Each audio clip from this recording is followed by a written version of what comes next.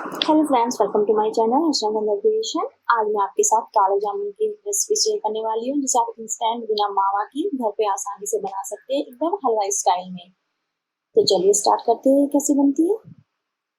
यहाँ पे मैंने ये मिल्क पाउडर लिया है। यहाँ पे मैंने ये होल मिल्क पाउडर लिया है। आपको वाइटनर, डेयरी वाइटनर नहीं लेना है जिससे हम चाय वगैरह बनाते हैं।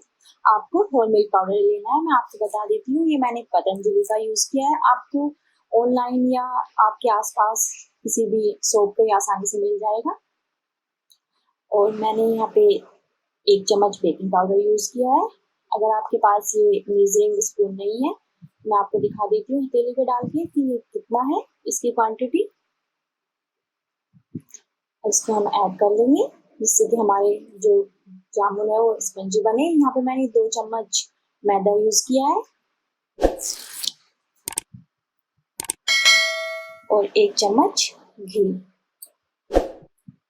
इन्हें हल्के हाथों से अच्छे से मिक्स कर लेंगे। एकदम हमें हल्के हाथों से इसे मिक्स करना है। अब हम इसे, मैंने ये 1/4 कप दूध लिया है, इसे थोड़ा थोड़ा दूध डालकर हम इसको एक सॉफ्ट डो लगाएंगे। हमें इसको बिल्कुल भी प्रेस ज्यादा जैसे हम आटा बनाते हैं एकदम रब करके नहीं बनाना है, हमें इसे फिंगर की टिप से ही बनाना है। आप देख सकते हैं मैं कैसे फिंगर की टिप से इसे डो को लगा रही हूँ। हमें इसे बिल्कुल भी नहीं मसलना है, बिल्कुल भी टाइट इसको रब नहीं करना है। और जो हमें मिल्क है वो थोड़ी थोड़ी मात्रा में ऐड करना है। अगर आप इसको एकदम टाइट रब कर दोगे तो जो हमारी जामुन है वो अच्छे नहीं बनेंगे, वो फट जाएंगे। आप देख सकते हैं मैं जिस तरह से फिंगर की टिप से इसको मैश कर रही हूँ, आपको उसी तरह हल्के हाथों से इसको मैश करना है और एक सॉफ्ट डो लगा लेना है। यहाँ पे मेरा 1 चम्मच मिल्क बच गया है। आपका ये पूरा भी लग सकता है, ये आपके मिल्क पाउडर पर डिपेंड करता है। अब इसे हम 2 या 3 मिनट के लिए ढक के रख देते हैं। यहाँ पे मैंने एक बर्तन लिया है चाशनी बनाने के लिए। इसमें मैं 1.5 कप चीनी ऐड करूंगी और 1.5 कप ही पानी ऐड करना है। और इसे हम बॉईल आने तक इसको हम छोड़ देते हैं, जब तक इसमें उबाल आता है चाशनी में हमारी। हम अपने बोल्स तैयार कर लेते हैं। तब तक 2-3 मिनट हो चुकी है। हमारा जो डो है वो एकदम सॉफ्ट हो चुका है, स्मूथ हो चुका है।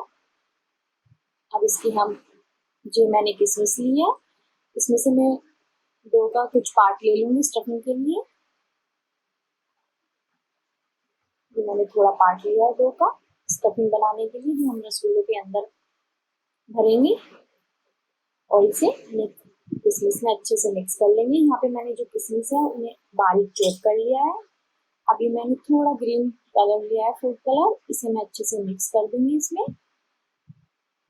आप चाहे तो इसे स्किप भी कर सकते हैं, ये ऑप्शनल है।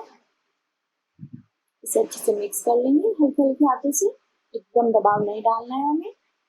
और फ्लेवर के लिए मैं इसमें थोड़ा इलायची पाउडर ऐड किया है मैंने। आप चाहे तो इसमें इलायची के दाने भी ऐड कर सकते हैं अगर आपके पास पाउडर नहीं है। अब हम इसकी छोटी छोटी बोल बना लेंगे।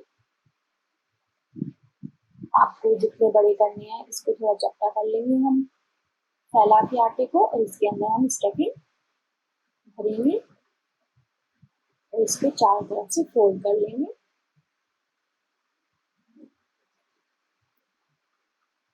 और इसकी एक बोल बना लेंगे। आप चाहे बोल छोटी बड़ी आप अपने चॉइस के अकॉर्डिंग बना सकते हैं। तो इसको हथेली के बीच में रख के अच्छे से स्मूथ करना है। आप चाहे तो इसे प्लेटफॉर्म पर चिकना कर सकते हैं। देख सकते हैं एकदम स्मूथ चिकनी कितनी हमारी बोल बनी है। इसी तरह हम सभी बॉल्स बना लेंगे। यहाँ पे मेरी बॉल्स रेडी हो चुकी है। यहाँ पे मैंने एक छोटी बॉल बनाई है चेक करने के लिए कि हमारा ऑयल या घी कितना गर्म हुआ है। यहाँ पे हमारी चाशनी भी रेडी हो चुकी है अच्छे से। हमें यहाँ पे एक साथ की चाशनी नहीं बनानी है। यहाँ पे मैंने इलायची पाउडर ऐड किया है फ्लेवर के लिए। हमें बस चिपचिपी चाशनी बनानी है, एक तार की नहीं बनानी। जिस तरह तेल होता है ना चिपचिपा, बस उसी कंसिस्टेंसी की हमें चाशनी बनानी है। यहाँ पे मैंने 1 चम्मच लेमन जूस ऐड किया है जिससे कि क्रिस्टलाइज ना हो। इसे अच्छे से मिक्स कर देंगे तो इसे रख देते हैं। यहाँ पे मैंने घी यूज किया है रसगुल्लों को फ्राई करने के लिए। आप चाहे तो ऑयल का भी यूज कर सकते हैं, बट मैंने यहाँ पे देसी घी यूज किया है। हमारा घी गर्म हो चुका है। ये मैंने एक बोल डाल के पहले ही चेक कर लिया था कि मेरा घी कितना हुआ है। मैं आपके सामने भी एक बोल डाल के दिखा देती हूँ। आपको इतना ही जो आपका घी या तेल ले रहे हैं इतना ही गर्म होना चाहिए कि आपके जो बोल्स आप डाल रहे हैं उसके पास ही बबल्स आए, ज्यादा बबल्स ना आए।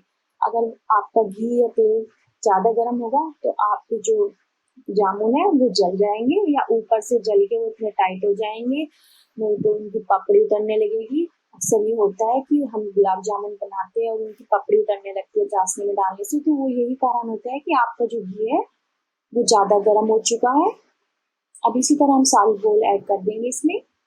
तो इन बोल को हमें तब तक टच नहीं करना है जब तक वो नीचे से गोल्डन नहीं हो जाती। इसी तरह सारी बोल्स को हम ऐड कर देंगे। हमें ज्यादा बोल्स नहीं डालनी है, एक बार में 3 या 4 बोल्स हमें ऐड करनी है जिससे कि आपके जो जामुन है उन्हें स्पेस मिले थोड़ा फ्राई होने के लिए, उन्हें चलाने के लिए। हमें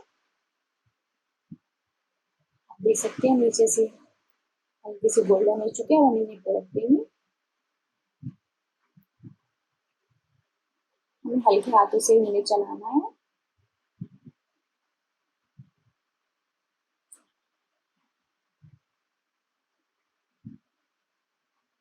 इसी तरह हमें इन्हें अच्छे से फ्राई कर लेना है। और ध्यान रहे गैस की जो फ्लेम है वो हमें लो ही रखनी है, हाई नहीं करनी है।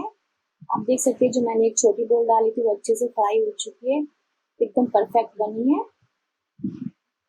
हमारी जो जामुन है वो भी हल्के हल्के गोल्डन हो चुकी है।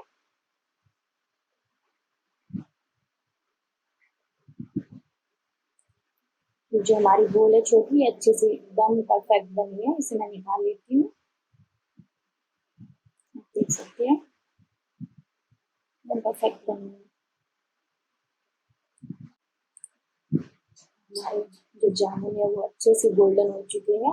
अब हम बना रहे हैं काले जामुन, तो इसलिए हम इन्हें हाई फ्लेम पे 1 या 2 सेकंड के लिए इन्हें हम कलर देने के लिए हाई फ्लेम करेंगे गैस की। अदरवाइज ये बन चुके हैं, नहीं तो बस हमें इनको कलर देना है थोड़ा काला। तो हम इन्हें निकाल लेते हैं, इन पे आ चुका है। इसी तरह हम सभी बोल्स को कर लेंगे। बस कलर देने के लिए ही हमें जो गैस की फ्लेम है वो हाई करनी है, अदरवाइज हमें लो फ्लेम पे ही इन्हें पकाना है। हमारी सारी बोल्स रेडी हो चुकी है। अब इन्हें हम चाशनी में डिप करेंगे। इन्हें हमें चाशनी में 1 या 2 घंटे तक डिप रहने देना है, उसके बाद हम इन्हें सर्व करेंगे। यहाँ पे हमारी बोल्स एकदम रेडी हो चुकी है। मैं आपको एक बोल्स में से जो जामुन है वो कट करके दिखा देती हूँ कि हमारी कितनी सॉफ्ट एकदम परफेक्ट टेक्सचर आया है इनका।